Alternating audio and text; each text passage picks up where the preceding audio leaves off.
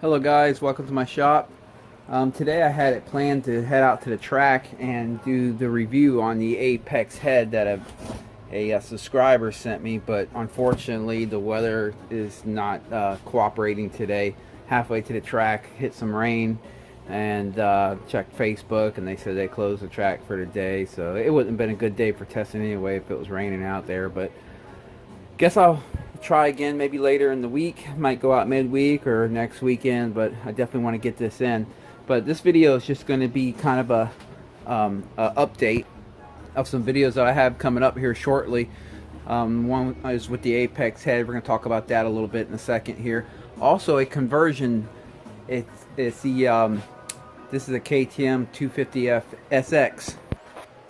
It's a 2019 250SX, and we're going to be doing the BRC conversion to the 500cc. This kit comes with everything: it's cases, cylinder, power valves, the pipe he's choosing. We're going to get to that in a second. So let's go ahead and discuss Apex head. Oh, also at the end of the video, I'm going to show you my nitrogen setup, or how I set up, how I fill the shocks up with nitrogen. The subscriber asked about that. It's a little cheap setup I have going on, but it gets the job done. I'll show you that at the end of the video. Jump right into the heads here. I have two heads here to compare the Apex head to, just on a visual comparison. This is just a stock 2011 to 2021 YZ250 head, the American model. They first started using this head in Europe in 2003. Europe never got the high compression head that we received in America starting in 2003 to 2010, which is the 5UP. They never received that. They got this, the 5W, the 5MW. That's one they got in 2003, and they stayed with that all the way till current. And then in America in 2011, they switched us over from the higher compression head of the 5UP to the low compression head of the 5MW. Starting in 2011. So we're going to kind of compare these and with the Apex head. So let's jump right into the Apex head here.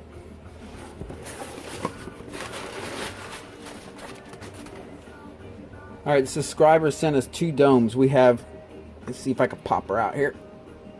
All right, we have the MX dome. The MX dome, it looks nice. It's nice and shiny and clean. It looks like, just by a guess and experience, it's going to be about 50 thousandths of the squish band clearance, and that's just by feeling it here, what I feel the lip here. The guy that sent me the head, he did mention that it was on his bike it came out to 52 thousandths. Now I don't know what cylinder base gaskets he's using. I always use the OEM gaskets, because if you change your cylinder base gasket, some of your aftermarket brands can be a little bit thinner or thicker, and that will change your squish band clearance and your compression ratio ever so slightly, but it definitely does. So he was getting 52. I'm gonna check it on my bike when I go to put the head on and see what I get out of it, or out of both these actually. This one right here is the XC dome. This is like your off-roads, enduro, trail riding, hare scramble type dome. So I'll also be CCing the heads, checking the cubic centimeters of the head. If you watch my video on the head mod, you'll see how I just take the whole head and put it bolted down to some plexiglass, fill this up with water with a syringe, and measure how much water I can get in this whole area, and that lets me know the overall volume. And I use that to see where I'm at, as far as the compression ratio is concerned. Did I go higher in a compression ratio when I swapped to this head over here, or did I go lower than what I'm currently running, or what the 2011 to 2021 head is, or even the 2006 head for that matter. But yeah, so Kelly sent me this Apex head with two domes. Just by quick observation on this dome, comparing it to the 5MW dome, it definitely has a tighter squish band. It's going to have a tighter, this one, it's pretty sick. This one comes out like, I can't remember, it was like 80 something thousandths. It's just nuts how wide they have the squish band clearance on this head. I don't understand it. But this one definitely seems to be about 50 thousandths, and we're going to find out when we go to put it on the bike.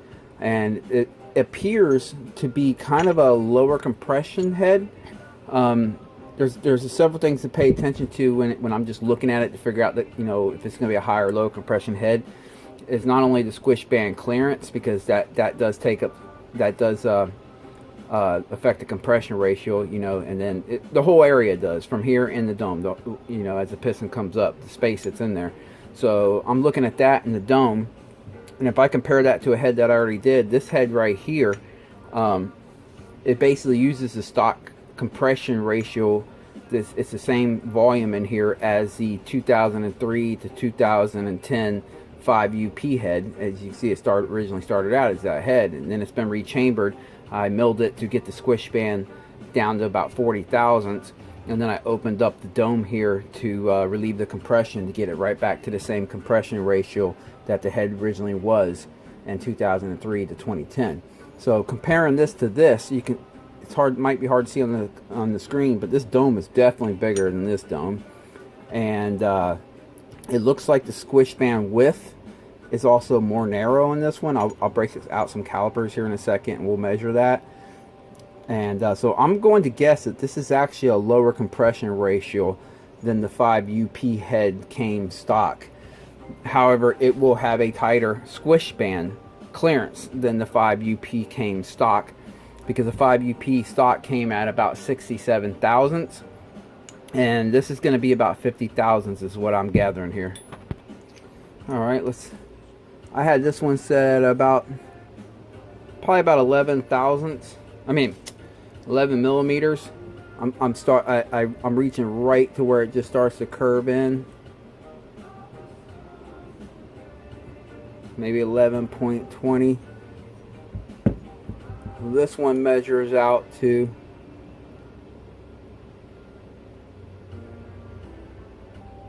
just a little bit less, about 1075. So a little bit less of a width on the squish band. That too will indicate to me that this is kind of favoring a little more top end power, because the squish band is a little bit more narrow, and with the lower compression ratio, it appears the lower compression ratio, I haven't CC'd it yet, but I will be. It appears that this is going to be more of a more favoring your top end, not solely a top end, but more kind of favoring that, where I have this head set up to kind of favor the middle of the power band. You know, it's not really a top end head, and it's not a mid range or bottom, but somewhere in the upper mid range is where I have this set up at. So my goal when I set up these heads is not to affect the bottom end at all. If anything, gain bottom end, gain everything all the way across the board. Actually, I don't know if this head's going to do that, but we're going to test ride it and find out. And that's what I will be including in the video once I get this thing out to the track. I will be doing back-to-back comparisons, so I'll be pulling the head off right at the track and bolting on the other head, and you know, just a good back-to-back comparison. And then we have the XC dome here. Alright, so this definitely looks, even compared to this one, it looks like it might be about a similar compression ratio to this one. Again, I will be CCing them to find out for certain, but just on looks, the main difference I see here is the squish band is even more narrow, and it's rounded out.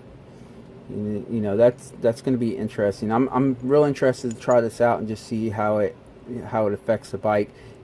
You know, after giving it another look, it actually might be higher compression. Yeah, it might actually be slightly higher, but we won't know till we CC it. And I'll make that all in one video with the test rides and everything like that I should have out in about a good week. And I'll be doing some GoPro footage on it and stuff. I now do have the capability to edit videos and put them all together, so I'll be doing that for this one. So just my observation and opinion without even test riding it yet is, let's see, we're going to find out if I'm right when it's all said and done, but I'm going to guess that this head is a good improvement over the stock 2011 to 2021 American model, or 2003 to 2021 European model. I'm guessing as of right now it surely is an improvement, because the squish band clearance is going to be much better. However, don't know if it's going to be better than the 06 to 2021 5 UP head out the box, even though the squish band will be better at 50 thousandths versus what the 06 head comes at about 67 thousandths. But it appears this is going to be lower compression, so it's like you're going to have a lower compression but tighter squish. That kind of indicates to me that they were trying to get this to run on pump feel, and to run, you know, pretty decent on pump feel. As you get your squish band about 50 thousandths, that seems to be the range, the squish band clearance on a 252 stroke, that seems to be the range that resists pinging the best. And then at that point, you use a compression ratio to fine tune in or out. You know, if you raise the compression, you're obviously going to have to run race feel, but if you drop it, you can get it low enough where you can get away with pump gas. So I'm thinking that that's what they did here. They're trying to give you better performance, but at the same time not raise your fuel requirements. But I'll find out when I test ride it. Pretty cool, especially because you can just buy it and bolt it on. You don't have to do all the work that I did modifying the head. I mean, there's nothing wrong with sending it out to someone and having them do it for you. That always works. The beauty of having someone do the head, or you doing it yourself, is it's custom to your bike. You know, when the head gas, or when the cylinder base gaskets change, it can change the thickness. I always suggest sticking with one brand cylinder base gasket, so every time you do a top end, things don't change. I choose to stick with the OEMs because I know I can always get an OEM gasket, and I know they're not going to change their thickness or anything. I don't expect them to. Where some of the other brands, you never know. You buy a head gasket or a cylinder base gasket from 1 year, and then 2 years later you buy the same, you know, brand cylinder base gasket. Now it looks different. Like they've outsourced it to someone else to make it, and it's a little bit thicker, a little bit thinner. So I stick with the OEM on that. And I get it too with them sending them out at 50 thousandths. If I had to put this in stages, 50 thousandths is like stage 1. You know, if you're like putting camshafts in a car or whatever, it's a stage 1. 40 thousandths, where this one's at, that's like a stage 2. And then 30 thousandths, that's the full race level spec. If you set the squish band clearance to 30 thousandths, that's a stage 3. They're kind of sending these out at a stage 1, and I understand why, because they're sending this out blindly. They don't know what cylinder base gasket you're going to be using, plus the wear of your motor. As your lower rod bearing starts to wear, and your upper wrist pin bearing for that matter, or even crank bearings, as they start, you know, developing maybe a little bit of play or whatever, they don't know the condition of your motor. And as things wear out in your motor, when your motor goes to swing that piston up, goes to push it up, especially when you let go of the throttle, the little bit of up and down play that you might have, even if you can't feel it by hand, it might be there if your motor's really worn out. Once it's really swinging that thing around, it can actually cause the piston to go up a little bit higher than normal. When it slings it up and it's time to pull it back down, it can actually throw it up.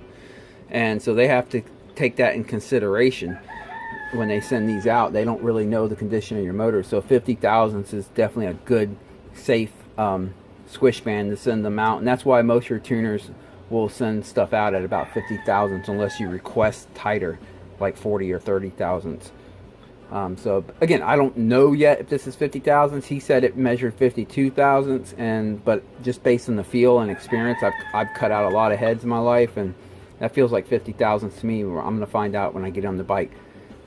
And I have some brand new O-ring head seals, the O-rings for the head gasket, so when I go to do that review. So there they are, guys, and yeah, I hope to get that out within a week or so. Now let's get on to this KTM build here. So yeah, we have a conversion kit for this 250SX to turn into a 500cc with a power valve. I don't know what's in each one of these boxes, so we're just gonna run through them together and see what we have, if I can get it open. Here we go. Let's see what this is.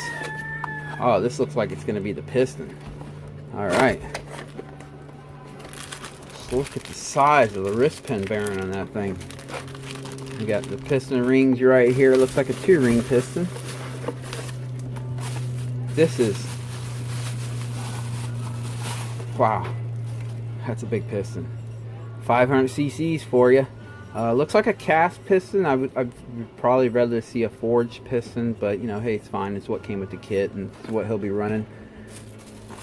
All right, let's see. Let me put this back in, and we'll see what else we have. Oh, got a new air filter. I have no clue what this is, but it's taped up. So let's see.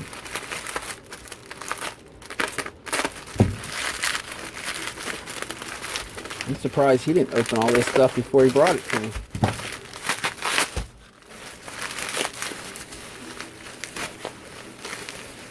Ah, it's the cylinder head. Thing is huge. Wow. That's a big cylinder head. I like it. Looks good. Nice good cut right here.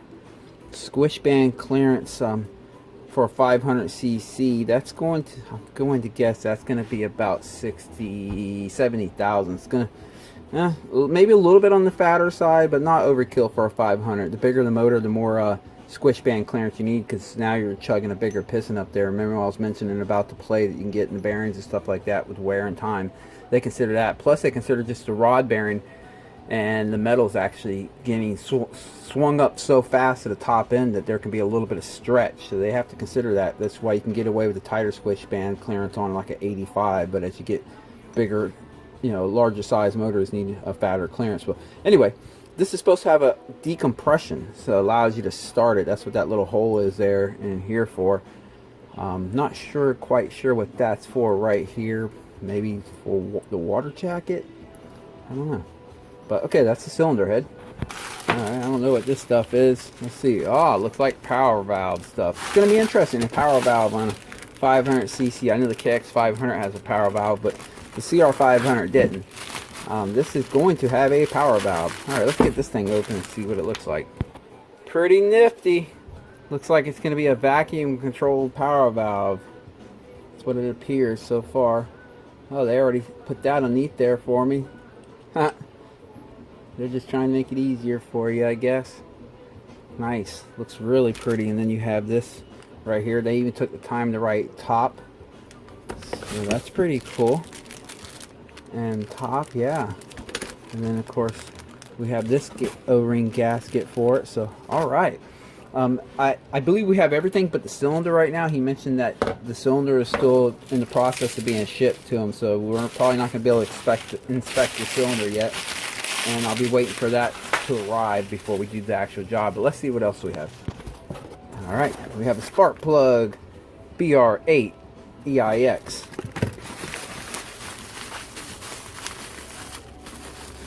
What's in here? They definitely package all this stuff up really well. Oh, we have a lot of little parts in here. We have some washers, brass washers, some more of your locating pins and stuff. Kickstart idler gear. They write everything on it. That's awesome.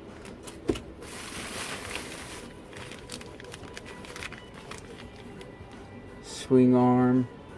Bushings. Oh, you're gonna need some different bushings fit that big motor in there, because this kit even comes with the cases. It's crazy. Your head bolts.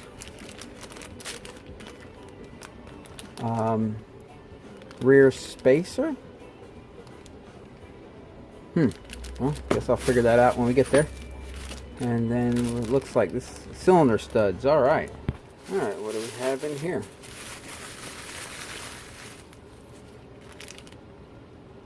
Shift drum bushing, transmission vent, and a decompression valve.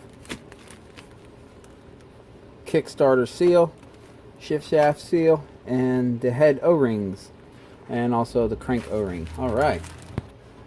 Not quite sure what this is.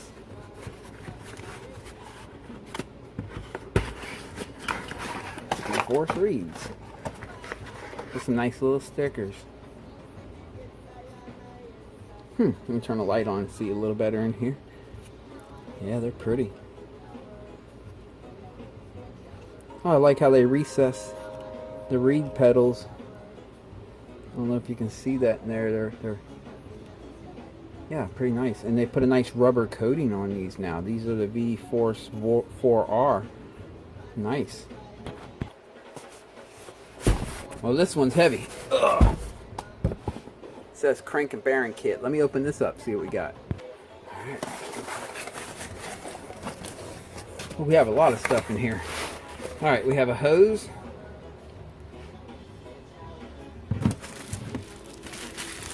What's in here? Let me open it up. Looks like we have the motor mounts that go to the cylinder heads. What it appears. Let's see what this says. Yep, head stay bolt. So that's what this is. Cool. And then we have looks like some crank bearings and seals. Oh, we have something big here. Oh, look, this looks like it's the exhaust gas. I mean, the header flange. Let's see. Yep, that's what it is. She's beautiful. And the bolts that hold it on. All right. This is all your transmission bearing kits. It says transmission bearing kit, Husqvarna KTM. So this is going to be going in the cases. I have this.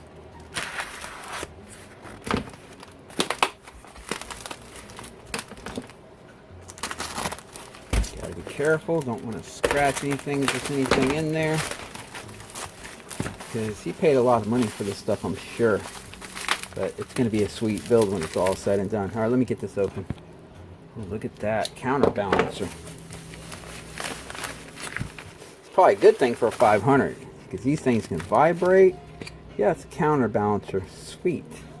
And then it comes with the key right here, a seal, the bearing, another bearing. Make sure I'm not losing anything here. Last thing I want to do is lose anything. Alright. Now this has to be the crankshaft. Oh, they got newspaper in there. Ain't that nice?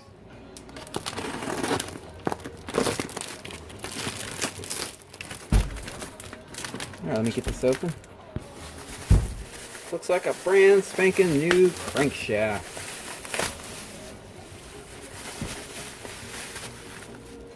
Oh, she is pretty. Whoa. Alright, comes with the gear already on it. Looks like they use standard right-handed threading there. No lock washer, but maybe they'll have it somewhere else. But we'll definitely be using Loctite. And it came with all the instructions. Made in Japan rod. That's really nice. Oh, Pro X rod. Sweet. This is a pretty crank. They use some really nice fine threading for the stator here. And a nice rod bearing in there. Brush washers. So yeah, she's looking good. Let me go ahead and put that away in a safe place. Alright, this says engine cases. Let me go ahead and pull these out. Alright, got them out of the box. Now let me go ahead and get them out of this bubble wrap. Alright, nice pretty set of cases here. So some bearings here. What is this for exactly? Output shaft. Ah, yeah, probably for the counter shaft there. Obviously it has a spot for hydraulic clutch. Now let's go pull this cover off, see what it looks like.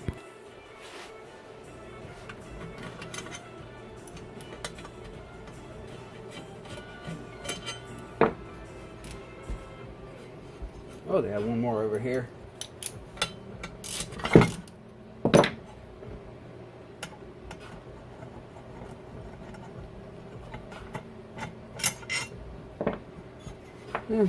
Yeah, just nice aluminum cover, and this is going to be the not electric start model. He chose to opt out of the electric start and keep it old school, kicking it. I forgot the exact poundage, but I think he said something like it claims it gains like 6 or 8 pounds to go to the electric start. He chose to keep it a little bit lighter weight. They did a little grinding away right here. I'm guessing they did. I mean, they did a good job. It looks good, but I'm guessing that the pipe probably comes really close to that spot. That's just what I'm guessing. I won't know until I really start putting it together. Oh, lo and behold, on the other side, they have another little present for us here. Alright, it says water pump kit. Alright, that's going to be the kit to put this water pump together. Let's see what we have here. Nice. They even scratching a little arrow pointing to where to check the oil there. I guess they had it casted like this, and later on they're like, you know what? People are pulling that one out. We need to put a little arrow here. So pretty cool.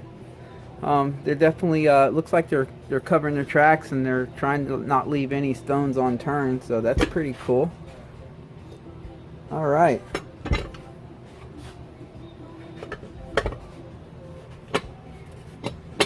just a little bit of a rough finish here. I mean, they might have did that by design. I know typically when you port and polish them, you like to smoothen that out, but it's probably, this is such a big motor, it probably doesn't even make a difference, honestly. This thing's just going to ooze power. Here we have this box. I believe this is ignition CDI. Alright, let's try to peel it out of here real quick. Alright, we can... Well, she's pretty. And it has, looks like it has two settings to choose from, so it's probably going to have a flip switch on it. Yes, it does right here. Well, this is really cool. And let's see, use resistor or spark plug and resistor spark plug cap. Let's see, I saw something in the box a minute. Ah, there it goes when it was programmed. So that's pretty cool. Got a CDI for her. The no kit is not complete without a gasket set. I'm not even going to open that up. I'm sure everyone's seen gaskets before. Looks like a FMF silencer. Let's open her up. Oh, there she is. A nice FMF silencer. Doesn't look like a shorty, but doesn't look too long either. Let's see if it mentions anything. No, it's just made in the USA. Oh, there it is. It's the Power Core 2 S2. Now this bad boy is going to take up the whole bench. That's a big pipe. If you've ever seen a 500 pipe before, you know they are huge. It looks like a anaconda or something. Look at this. It has like double spring mounts. Like they expect you to double spring mount this thing. Big old 500 just pushing pipes off. This thing is just beautiful. And he told me he paid extra to have like it clear coated so it doesn't rust as quick, and you don't have to like rush home and put WD-40 on it after every ride. Okay, yeah, it's just I thought that was a little dent there, but it looks like that came on the pipe the way probably when they were crimping these together. But she is pretty. I love the head flange here, and let's see how it looks in there. See how they cut it. Oh yeah, it's nice and smooth. There's no lips or anything. There's the brand if you're interested. I don't even know how to say that, but it looks like it's made in Canada. So yeah, pretty cool. They made this probably just for this build. They even have like the date there and 9/21. So really cool. I think it's going to perform nicely. Alright, let me go ahead and carefully box all this stuff back up. And like I mentioned, it does come with all your specs, your torque specs and everything like that. The company's BRC Engineering, if you're interested in a kit like this. And so yeah, it looks pretty, like it's going to be a pretty interesting setup. It comes with everything, as I mentioned earlier in the video. I don't have the cylinder head yet, but once that arrives, I'll start the project. It comes with everything from what I gather except the transmission and the clutch. You use the OEM, your current transmission and clutch to do this conversion, and maybe some other stuff. It looks like we might be using the power valve governor and just some of the, yeah. So we'll follow these instructions very closely as we go through this project. Definitely want to make sure it comes out good. So stay tuned for that. I'm going to be knocking this out in probably about a good week. As soon as that cylinder comes, see the small block of aluminum right there, you can lock the gears in. Awesome. Yeah, so stay tuned for that. And now for the nitrogen tank for your home gamers that want to service your shocks at home and fill them up at nitrogen at home.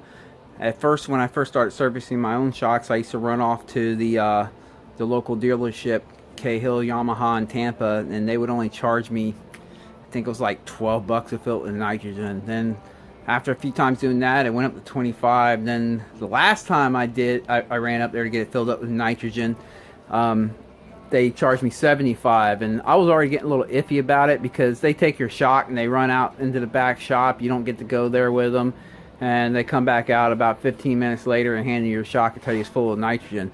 Yeah, it probably is full of nitrogen, but it could be air. Who knows? I mean, I'm not saying that they would do that. What I'm basically saying is unless I do it myself, I sometimes question, you know, things like that, because like I would write on the shock 150 psi, and did they really get it exactly at 150 psi? Only you know if you do it yourself, and I'm kind of really nitpicky about that. So it was nice to go ahead and just fork up the money and get a nitrogen tank. These are for like welding and stuff. Sometimes you can get these things for free. Sometimes people just give them away. And that's how I got this one. And then I had to go ahead and get some valves. I picked up these valves on eBay. Let's see if you can see the, I don't know, something racing, but it's basically for like your air shocks on race cars, or nitrogen shocks on race cars and stuff. And they sell these valves. I got it on eBay for, I think I paid about 140 bucks for it, because you need that to be able to bring them, because there's 4,000 psi in this tank when it's full. So you have to have this valve to bring it down to a level that you can work with, which I usually set them at about 175 or 200. And then from there, the right way to do it, but not the only way, but the way at least is people buy a piece that comes on the end right here, that when you connect to the shock, you connect it to the shock, and then you can use a what do you call it, a knob, to go ahead and adjust the pressure exactly where you want it and take it off the shock. Well, that costed, if I remember correctly, another, oh god, I can't remember, definitely over $150 if I remember correctly. And I was trying to keep this cheap. I just wanted to get right back to filling up my shocks and going. So what I did is this kit right here that I needed anyway, it came with this little just regular air valve on it. So what I did is I already had one of these in the shop. These are what you use for your air forks and stuff on air fork bikes. And I was like, well, why buy that extra valve when I can just put, like, let's say if I'm only going to be putting 150 psi in a shock, I'll go ahead and just set this valve right here for about 175 psi. I'll fill up the shock to 175 psi with that, and then I just walk over here, connect this up to the shock. It'll read the 175, and I should go. It's, you know, this is digital. Let's see if I can get it to light up here. Oh, the battery might went dead. Let me go ahead and fix this real quick. Oh, there it is. She needed a new battery. But yeah, you just plug this into the shock. It's what you use for your air shocks on your air shock bikes. You twist it in and you hit this button. It'll read 175 if that's what you put in it. It'll go till you bring it down to the 150 you're looking for. And you can unscrew this off without losing anything. It'll stay at 150. So these cost, like, you get these for like 40 or 50 bucks versus a $150 or $200 valve that does that. If you're a home gamer, you want to save a few dollars, you can go this route and you'll receive you'll get the exact same results. So yeah. Of course, the nitrogen tank, I don't know if I mentioned this, I probably did, but just in case, you can get that filled up at any welding supply place that does your gases and stuff. They usually just swap out tanks. If you don't have a tank, you can go there and pay a little bit of extra and purchase one of their used tanks. It's just like propane tanks, you know? It's pretty much the same thing. As far as the whole exchange system, you know, your gas propane tanks, you just exchange it out. That being said, I filled this one up first time, and you know, they put it to 4,000 pounds. I don't know where she's at today. I have filled up quite a few shocks worth of, and I'll be damn, she's getting a little bit lower. She's at 1,500, but I've filled up a lot of shocks with this thing so far. So they just kind of keep going and going and going for quite a while. And when this one gets down to probably about 500 pounds, I'll take it in and swap it out for another tank. I think it costs like 40 bucks. I can't remember, but yeah. Oh wait, I definitely have to add this real quick. Now, we just discussed nitrogen in the shock. Don't go check the nitrogen in your shock if you don't have a way to fill it back up with nitrogen. Don't stick a tire pressure gauge on it and see where you're at, because they only hold a very, very, very small amount in a very small compact space, and it's, you know, it's filled to 150 psi. Tire pressure gauge, that little that you hear, just you're pushing the tire pressure gauge, you're going to lose 30 psi right there. So if you're at 150, you're now going to be at 130. So don't check them unless you have the capabilities to fill them back up. And if you don't have the capability of filling it back up, you want to check it, then just take it to someone that does have the capabilities of filling it back up. Have them check it and fill it back up. But anyway, Well, I guess that's it, guys. We have these two videos coming up here shortly, the Apex head and then this KTM 250SX conversion to a 500cc BRC motor. So stay tuned. If you're interested in this kind of stuff, please click subscribe and like and the bell icon. And yeah, I'll be knocking these out. I should have both of these available in about 2 weeks. See you guys.